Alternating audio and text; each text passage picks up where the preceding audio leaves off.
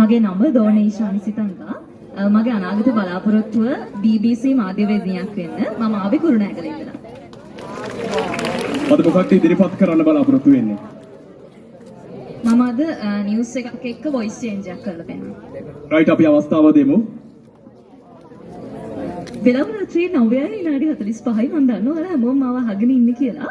ඉතින් මේ වෙලාවේ හිරිපොද වැස්සත් එක්ක චපුරාසයට අපි හැමෝම තේමෙනවා. ඒත් එක්කම තමයි අපි හැමෝටම තේනවා මේ වෙලාවේ අවුරුදු කුමරිය තරඟය තමයි මේ පැත්තේ යන්නේ. ඉතින් ආරාධනා කරනවා චපුර FM 97.1ත් එක්ක එකතු වෙන්න කියලා අපි යමු ප්‍රවෘත්ති ප්‍රකාශය වෙතට. ජපුර ප්‍රවෘත්ති ප්‍රකාශයත් සමගින් ඔබ හමුවන මම ඊශානි සිතංගා. ප්‍රථමයෙන් අද දවසේ පුවත. එරපදු වසන්තයේ අවසාන මහා කුමරු කුමරියන්ගේ තරගය ආරම්භ වෙයි. වෙලාව කෙටි නිසා මම කෙටි කරන්න. එහි සජීවී විස්තර කතනය සඳහා ඊශානි ඔබටයි ආරාධනය. ස්තුති රංගන සම්බන්ධතාවය ලබා දුන්නාට මේ වන විටම ආරැඳී සිටින්නේ ජපුර සරසවියේ. ඉතින් අද දින කසගස් භූමියේ පැවති මෙම අවුරුදු උත්සවයේ අවසාන අදියරට තමයි අප පැමිණ සිටින්නේ.